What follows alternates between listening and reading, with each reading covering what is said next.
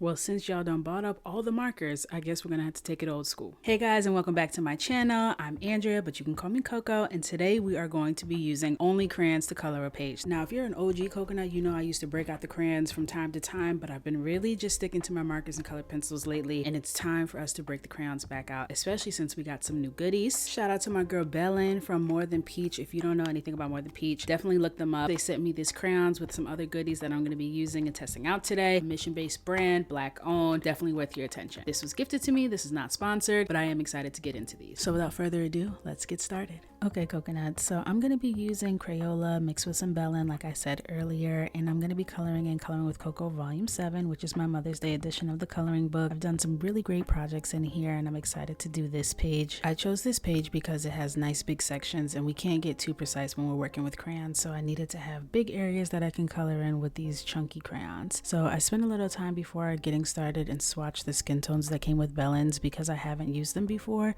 and it has a really nice variety of colors. They're very soft, so I know that I'll be able to incorporate these to be able to do some blending. Now, I'm not gonna lie, I haven't colored with crayons in a long time, so I was a little bit unsure of what strategy I wanted to use here, but I started off with the light colors first and placed in where I wanted the highlights to live, and then I kind of worked my way around with the darker crayons. And you'll see that I use very light pressure and I build my way up, and this is because I want to be able to build up that texture and be able to blend. If you come in really heavy with crayons right off the bat, you won't be able to build up much on top of it. So working in thin layers until you get that final color that you want is probably the best strategy I've realized versus going in really heavy-handed. I think crayons are actually a really important and underrated coloring medium because I think we all started off with crayons. I think that it's a great way to exercise creativity without breaking the bank. And I know that alcohol markers are sexy and they're sold out and it makes you desire them even more. And as someone who loves them and uses them often, I get the allure of alcohol markers, trust me. But I also think that there's something really special and nostalgic about just breaking out a box of crayons every once in a while. I also really like crayons because you can't get too precise, right? It's always going to be a little bit messy. It's always going to be a little bit chunky. It's going to have that texture to it, and you have to accept that and enjoy the process regardless. So I think there's something to learn when you utilize crayons more often, and I hope people choose to. You go on down to Staples, you get them for $1, sometimes cheaper, especially during back to school. You could get a good deal on some crayons. And actually, someone the other day asked me if Staples was still open. Do y'all not go to Staples? Because the Staples hates to see me coming. I'll tell you that. I got a rewards number and everything. So just like how I do any of my other portrait art, I really focus on building dimension, and that can be really hard to execute with crayons because they, like I said, don't blend that well. So you have to really give yourself a lot of grace and go in really lightly every time. I've noticed using a lighter color on top to kind of blend and melt the colors together seem to be effective, but you really want to swatch and you want to make sure that you're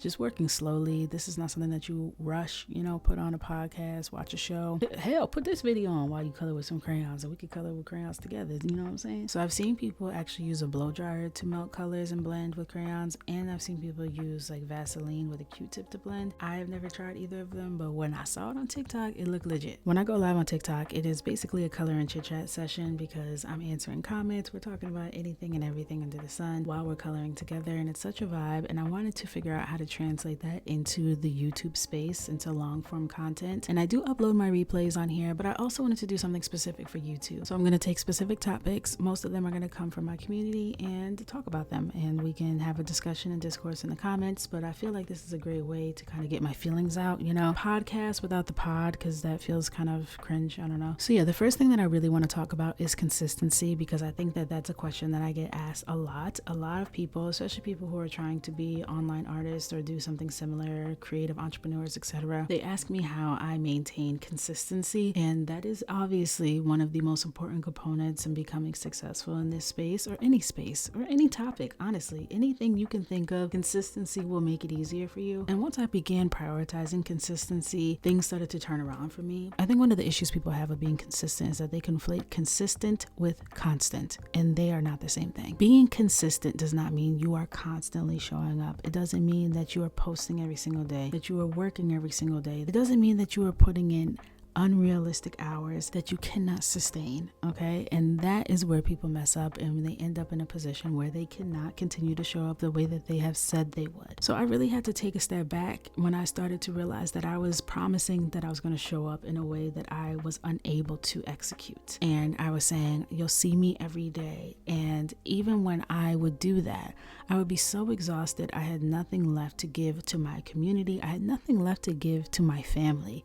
And worst of all, I had nothing left to give to myself because I was giving it all away in the name of consistency. Now, all the fame and glory always goes to being consistent, but what goes hand in hand with consistency is being reliable. Telling people that you're going to show up and you're going to be consistent is one thing, but actually executing it is what makes you reliable.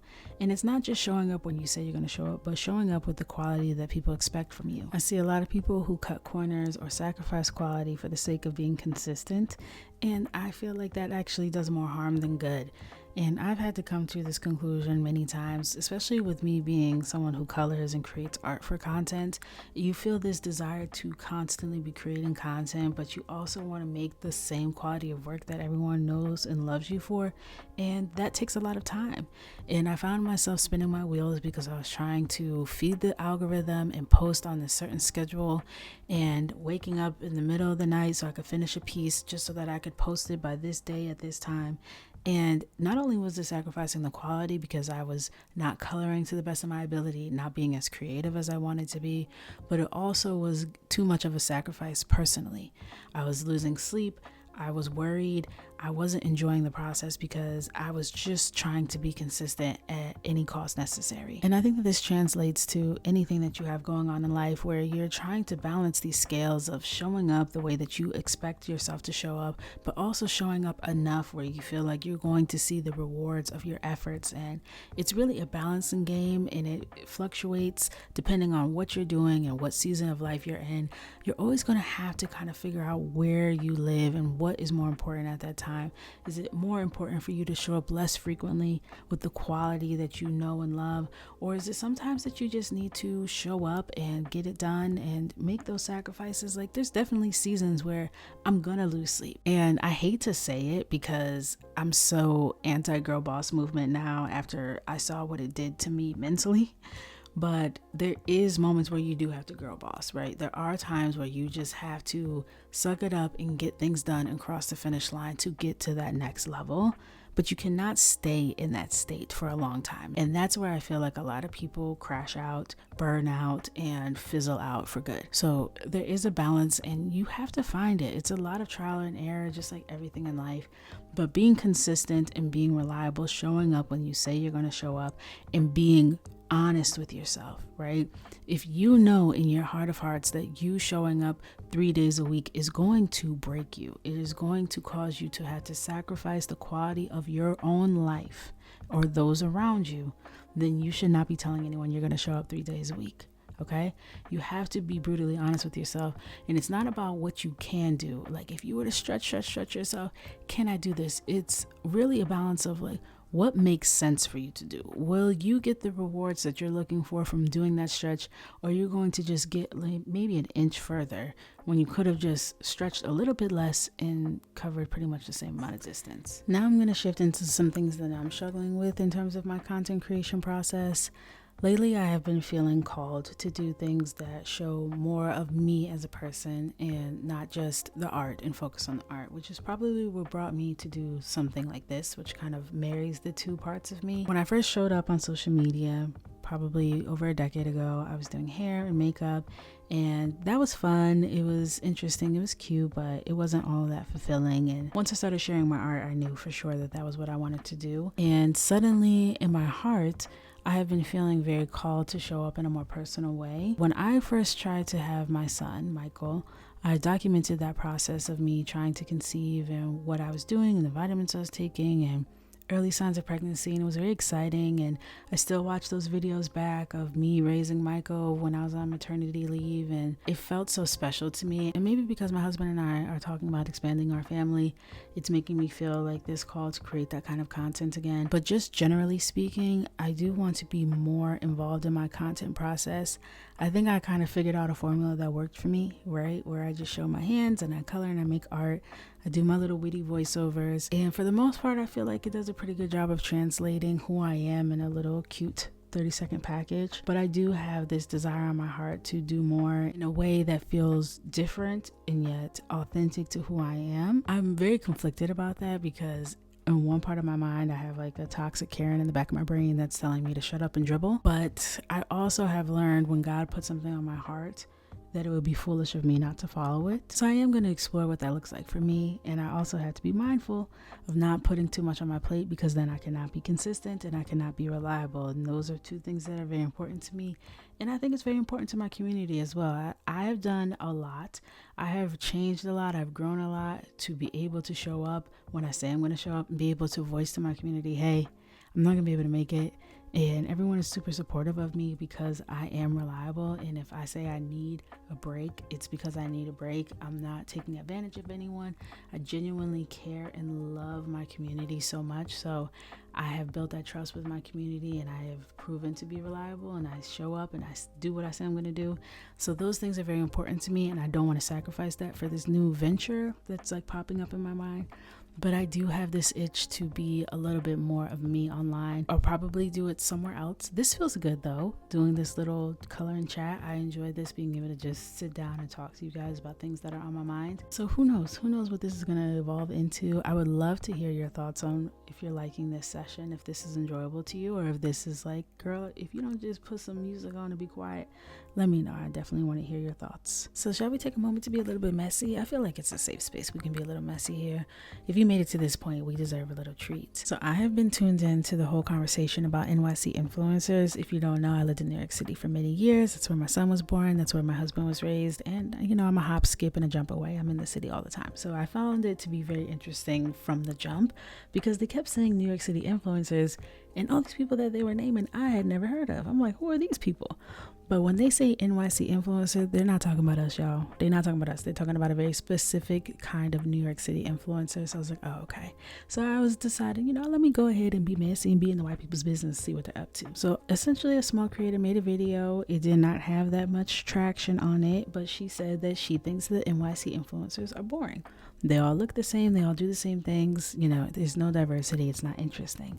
Of course, you know, we know that there's plenty of diversity when it comes to New York City influencers, but she's talking about this specific kind of influencer. And instead of just minding their business, this large creator comes on and stitches the video. It mimics the small creator in a very exaggerated, not very entertaining manner, may I add. And it was messy and it was shady, and not in like a funny way. It was very awkward to me when I watched it. She has since taken the video down because the backlash that she got, which I'm sure she was not anticipating, was overwhelming. So now everyone is giving their 2 cents and say, yeah, you know what, I don't really like this creator, and I don't like this creator's friends, etc., etc. Well, enter another larger creator who has over 250,000 followers at this point on TikTok, who says that she actually had a run-in with a New York City influencer that was very negative, and it kind of deterred her from wanting to go to influencer events ever again. So she sits down, she tells us that she went to a New York City influencer event a while ago, and the person sitting across from her was a very well-known, popular New York City influencer,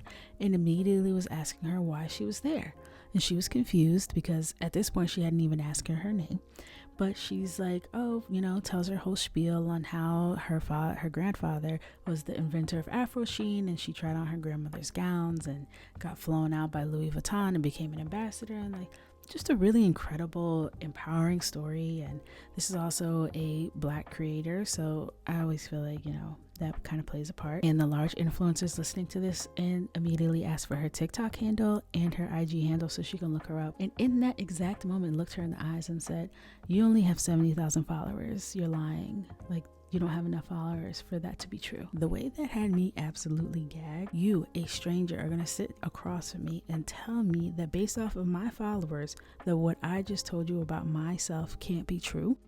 Do you think that followers equal currency in the real world? If I hear that my grandfather invented Afro Sheen, I'm already thinking money. I'm already thinking Nepo baby. So maybe if you're not Black, you don't understand the significance of Afro Sheen, but also just trying to boil someone's worth down to their followers is so gross and so disgusting. And of course, she was just absolutely mortified, went into the bathroom, cried to her best friend, which as a certified crybaby, definitely approve of you leaving and going to cry in private. You cannot give her the joy or satisfaction of seeing your tears. So I approve of that move. As someone with a large following myself, which I always get the ick even saying that out loud, I need people to be so for real. The influencers who are walking around who think that their following gives them some sort of clout that they can cash in the real world need a reality check, because in the real world no one gives a damn.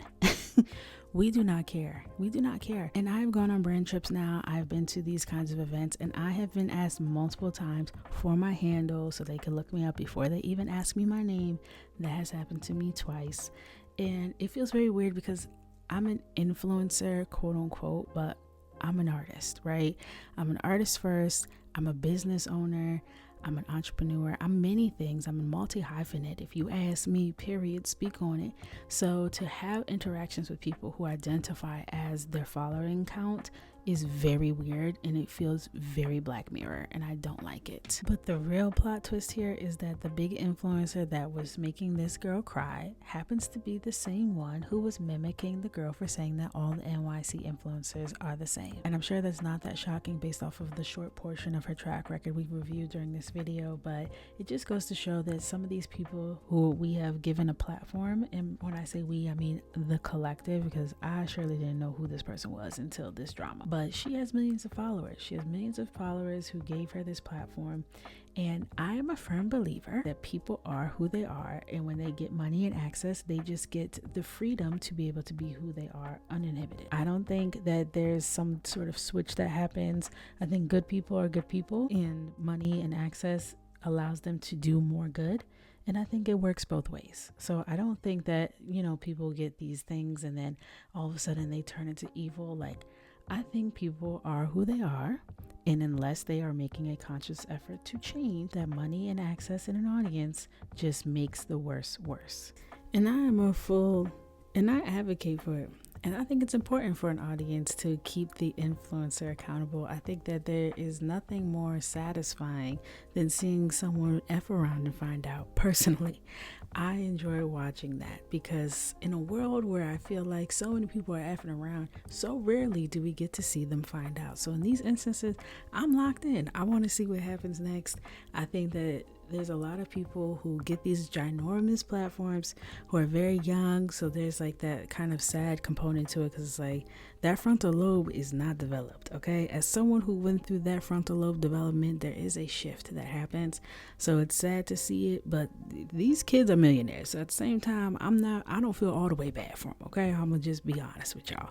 So we'll see what comes of that, but I'm happy that I have a platform that feels very low-key. We be just chilling, vibing. I try my best to use my platform for good. I try and get everyone to be creative and to relax and unwind, and that's what I will continue to use my platform for.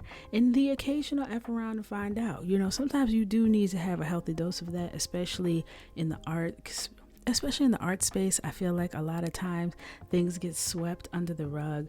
People are stealing your art, people are stealing your content, people are just taking, and everyone is just doing all this nice politically correct stuff. And sometimes I gotta pop out and remind people, like, listen, that's not how I operate. Okay, so every once in a while we have to take a veer to the left. We're not as relaxing and chill, but that's rare.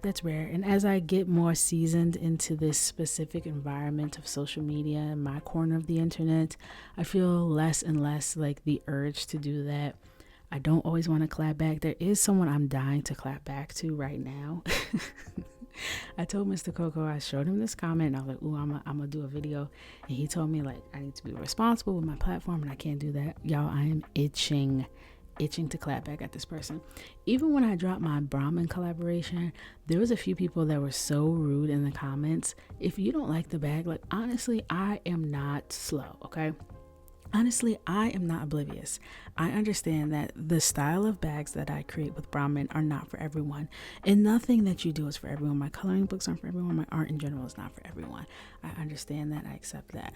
However, if you see something that you do not like, do you think it's ever necessary or appropriate to say, hideous, hate it, never gonna buy it? What in the world would possess you to do that, especially at y'all's big age?